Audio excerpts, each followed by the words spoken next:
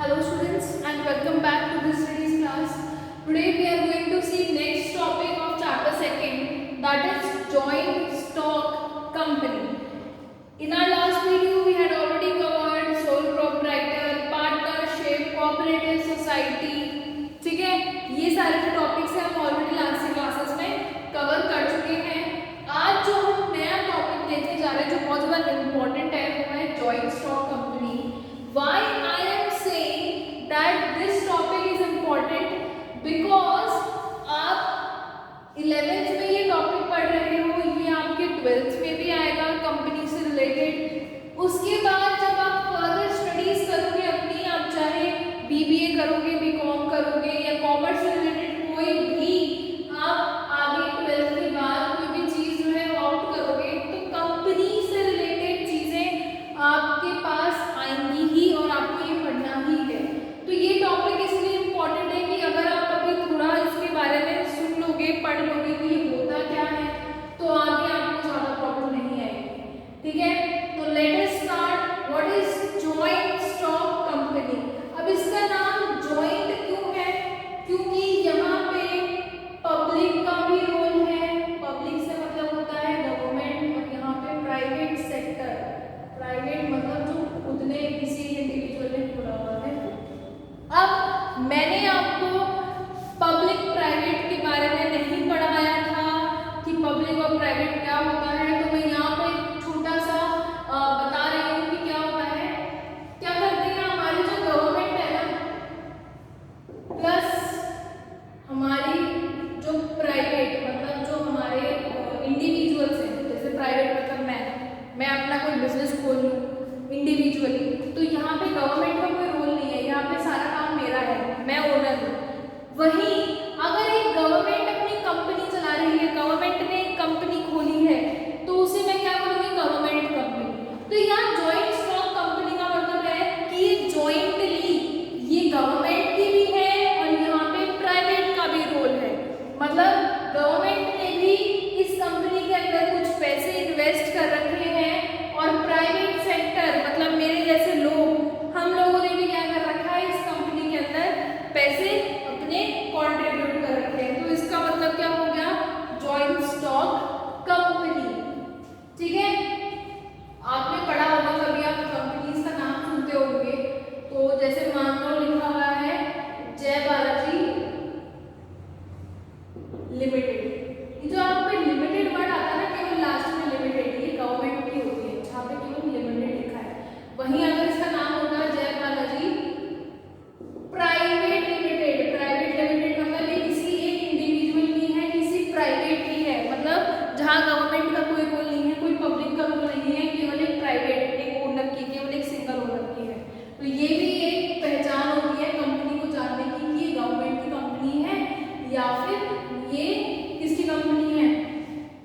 Individual की। अब एक बात बताओ, एक एग्जांपल देती हूँ मैं आपको जॉइंट स्टॉक कंपनी का। मारुति उद्योग, मारुति उद्योग जो है आपकी कंपनी, ये इसके अंदर गवर्नमेंट का भी रोल है, ये गवर्नमेंट की भी कंपनी है, आधी ये प्राइवेट की भी है। प्राइवेट मतलब हम जैसे इंडिविजुअल जो हम इसके अंदर पैसा लगा सकते हैं। अब हम पैसे कैसे लगाते हैं? आपको पता है एक स्टॉक एक्सचेंज होता है सेबी जो रेगुलेट करता है। कभी आपने नाम सुना स्टॉक एक्सचेंज? आपके घरों में शायद कोई हो, आपके फादर हो या आपके सिस्टर या ब्रदर हो, जो लोग क्या करते हैं स्टॉक एक्सचेंज में मतलब शेयर में पैसा लगाते हैं। शेयर बाजार जिसे बोलते हैं stock exchange, Bombay stock exchange या फिर नेशनल स्टॉक एक्सचेंज, ये दो ही हैं हमारे। ठीक है, तो यहाँ पे क्या होता है, इन कंपनी का जैसे मारुति है ना, ऐसी कंपनी के ना शेयर्स होते हैं। अब शेयर्स क्या होते हैं? शेयर्स होते हैं जो कंपनी के अंदर कैपिटल लगी हुई है, जो कंपनी के अंदर पैसा लगा हुआ है, उनको छोटे छोटे पार्ट में, जब मैंने कैपिटल को छोटे छोटे पार्ट्स में डिवाइड कर दिया तो वो क्या बन गए? शेयर्स। ठीक है, जैसे मान लो मेरी कंपनी की कैपिटल थी 10 लाख, मैंने इस 10 लाख को जब छोटे छोटे पार्ट्स में डिवाइड कर दिया, 1-1 लाख कर दिया, ठीक है, या 10-10 हज़ार कर दिया, जैसे मेरी इच्छा होगी मैं वैसा कर सकती हूँ, तो इसे हम क्या बोलेंगे? शेयर्स। तो शेयर्स कुछ नहीं होता,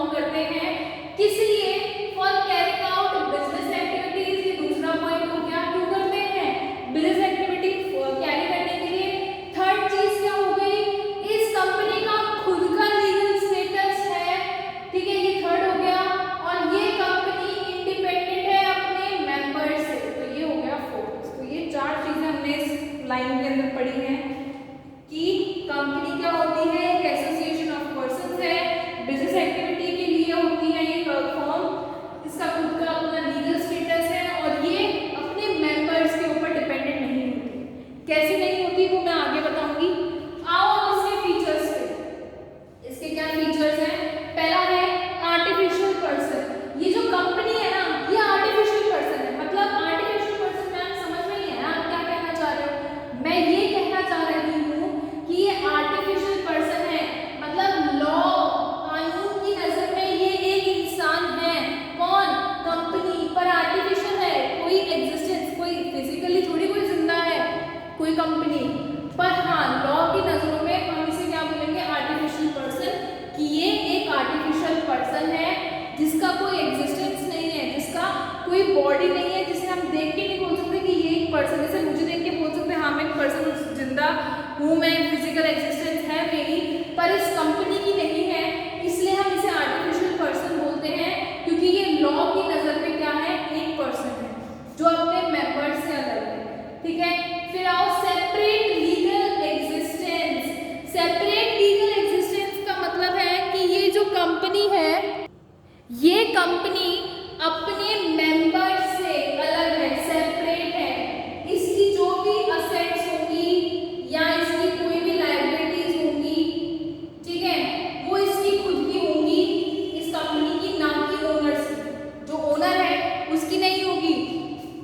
ये असेट्स और लायबिलिटीज जो भी बिजनेस की है ये इस कंपनी की ही होंगी, किसी ओनर की नहीं होंगी। तो इसे हम क्या बोलेंगे? Separate legal existence. मतलब अपने जो ओनर है इसके, उससे अलग जो है इसका एग्जिस्टेंस रहेगा। हम ये नहीं बोलेंगे कि ये अपने ओनर के ऊपर डिपेंडेंट है। ये कंपनी अपने नाम से चल सकती है, कुछ भी बिजनेस कर रही है अपने नाम से करेगी, कोई भी असेट्स परचेज कर रही है या खरीद मतलब परचेज कर रही है या बेच रही है तो अपने नाम से करेगी। किसी भी कॉन्ट्रैक्ट में आई है, अपने कोई भी कॉन्ट्रैक्ट इसने बनाया है इस कंपनी ने, तो वो अपने नाम से बनाएगी। तो ये सेपरेट लीगल एंटिटी का मतलब है या तो कोई एसेट्स बाय करी, ठीक है, इसने या सेल करा या इसने कोई कॉन्ट्रैक्ट फॉर्म करा, तो ये अपने नाम से बनाएगी, अपने नाम से करेगी, ना कि मेंबर से। तो सेपरेट रहती है, अलग है। इसकी जो एग्जिस्टेंस है, जो ये जिंदा है, इसकी जो एग्जिस्टेंस है वो अपने मेंबर से अलग है, क्योंकि ये उनके नाम से जो है लायबिलिटीज एसेट्स वगैरह अपने खुद के नाम से परचेज कर सकते हैं। जैसे मान लो मैंने भी एग्जांपल लिया था जय बालाजी, ठीक है, इसका एग्जांपल लिया था। ये मान लो एक कंपनी है, ये कंपनी अपने ही नाम से, मतलब अगर कॉन्ट्रैक्ट पे नाम लिखा जाएगा कि मैं एक अकेला पर्सन जय बालाजी से कॉन्ट्रैक्ट कर रहा हूँ, तो इसका नाम आएगा, ना कि इसके ओनर का। तो ये सेपरेट लीगल एंटिटी हो गई। अगर ये कंपनी कोई भी असेट्स खरीद रही है या बेच रही है तो वो अपने नाम से खरीदेगी, बेचेगी, ना कि मेंबर्स के नाम से। तो ये सेपरेट लीगल एंटिटी। अब आओ परपीचुअल सक्सेशन। इसको अच्छे से सुनना कि परपीचुअल सक्सेशन होता क्या है। मेंबर्स जो होते हैं कंपनी के अंदर, मेंबर्स आएंगे जाएंगे, उससे कंपनी को कोई फर्क नहीं पड़ेगा, कंपनी जो है वो चलती रहेगी। अगर कोई मेंबर, किसी भी मेंबर की डेथ हो गई या कोई मेंबर कंगाल हो गया, इंसॉल्वेंट हो गया, या वो इनकेपेबल है कोई भी काम करने के लिए, कौन? मेंबर, तो इससे इस कंपनी के ऊपर कोई इफेक्ट नहीं पड़ेगा। ये कंपनी क्या है? अपने मेंबर से अलग है। मैंने बता दिया था पहले, इंडिपेंडेंट ऑफ इट्स मेंबर्स। तो मेंबर्स के बीच में कुछ भी हो रहा है, कोई मेंबर जा रहा है कंपनी छोड़ के, तो इसका मतलब ये नहीं है कि कंपनी जो है वो बंद हो जाएगी। Company will remain forever. ये कंपनी बनाई किसने है? ये कंपनी लॉ ने बनाई है, कानून ने बनाई है, तो इसे बंद कौन करेगा? लॉ ही करेगा, ना कि कोई और। ठीक है, तो बनाई कानून ने है तो बंद भी कानून ही करेगा। उसके बाद रजिस्ट्रेशन। इसका रजिस्ट्रेशन कहाँ होता है? कंपनीज एक्ट 2013 में। कहाँ रजिस्टर होती है? 2013 जो कंपनीज एक्ट है वहां पे register. Common seal. Common seal का मतलब क्या होता है? सील सुनिए, सील लगा देते हैं ना किसी के ऊपर, ठप्पा लगा देते हैं, स्टील स्टैंप जैसा होता है उसे। अब एक बात बताओ, ये जो कंपनी है आर्टिफिशियल पर्सन है, कोई जिंदा इंसान थोड़ी है जो साइन करेगा आपके डॉक्यूमेंट्स पे। तो कंपनी के जितने भी डॉक्यूमेंट्स होते हैं उसके ऊपर कंपनी थोड़ी खुद साइन करेगी। ये कंपनी तो क्या खुद ही एक आर्टिफिशियल पर्सन है। तो इस कंपनी के लिए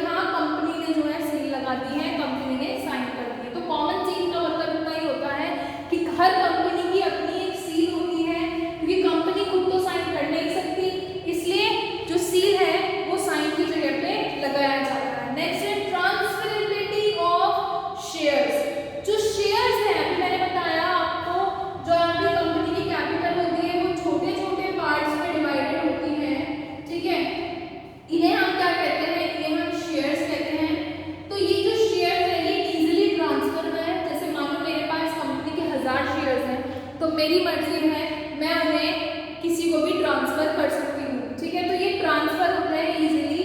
पर प्राइवेट कंपनी, जहाँ पे केवल प्राइवेट कंपनी है, केवल प्राइवेट का ही काम है, केवल एक इंडिविजुअल है वहाँ पे जो ओनर है, वहाँ पे शेयर्स ट्रांसफर नहीं हो सकते, वहाँ पे शेयर ट्रांसफर नहीं हो सकते, मैं किसी और को ट्रांसफर नहीं कर सकती प्राइवेट कंपनी में। पर अगर जॉइंट स्टॉक कंपनी है या पब्लिक कंपनी है तो वहाँ पे जो है शेयर्स इजीली ट्रांसफर हो सकते हैं। फिर आओ separation of ownership and control. Joint stock company में क्या होता है, जो ओनरशिप है और जो कंट्रोल है वो अलग अलग है। कैसे अलग अलग है? ओनर्स कौन होते हैं जॉइंट स्टॉक कंपनी में? ओनर होते हैं शेयर होल्डर्स, जिनके पास क्या है, शेयर्स है, उन्हें क्या बोलेंगे हम, शेयर होल्डर, ठीक है। जो कंपनी के ओनर होते हैं ना, वो कौन होते हैं, ओनर्स होते हैं आपके शेयर होल्डर्स। पर कंपनी के अंदर कंट्रोल किसका रहता है? कंपनी के अंदर आते हैं आपके बोर्ड ऑफ डायरेक्टर्स, इनका कंट्रोल होता है। अब एक बात सुनो, मैंने अभी आपको बताया कि कंपनी की जो कैपिटल होती है वो छोटे छोटे पार्ट्स में डिवाइड होते हैं, जिसे हम शेयर कहते हैं। जब इन शेयर्स को कोई पर्सन खरीदता है तो उसे हम क्या बोलते हैं, शेयर होल्डर। अब इस शेयर होल्डर ने कंपनी की कैपिटल, मतलब जो कंपनी के शेयर्स है वो खरीद रखे हैं, तो ये क्या बन जाता है, ओनर। चाहे इसके पास 10 शेयर्स ही क्यों ना हो या 1 शेयर ही क्यों ना हो, ये फिर भी कौन है, कंपनी का ओनर है, क्योंकि इसने कंपनी के शेयर्स खरीद रखे हैं। अब क्या होता है, जो शेयर होल्डर्स होते हैं ना, वो खुद डेली डेली नहीं जाते हैं कंपनी के अंदर काम करने के लिए या काम देखने के लिए, तो वो लोग क्या करते हैं, अपने बिहाफ पे अपने रिप्रेजेंटेटिव, जो इनके बिहाफ में काम करते हैं ना, अपने रिप्रेजेंटेटिव बना देते हैं। और वो कौन होते हैं, बोर्ड ऑफ डायरेक्टर्स। ये बोर्ड ऑफ डायरेक्टर्स क्या काम करते हैं, कंपनी को कंट्रोल करते हैं, किसके बिहाफ पे, ओनर के बिहाफ पे। तो शेयर होल्डर ही चूज करते हैं कि कौन बोर्ड ऑफ डायरेक्टर्स बनेगा, ठीक है। अब आओ नेक्स्ट, लिमिटेड लायबिलिटी। जितने शेयर्स होते हैं जिसके पास, उसकी लायबिलिटी उतनी ही होती है। मान लो मेरे पास 10,000 शेयर्स हैं एक कंपनी के, तो मेरी लायबिलिटी केवल 10,000 शेयर्स तक ही है, इससे ज्यादा कंपनी मुझसे नहीं मांग सकती, ठीक है। तो ये था हमारा जॉइंट स्टॉक कंपनी का एक ओवरव्यू, उसके फीचर्स और उसका मतलब क्या होता है। नेक्स्ट क्लास में हम इसके एडवांटेजेस और डिसएडवांटेजेस देखेंगे। Thank you so much.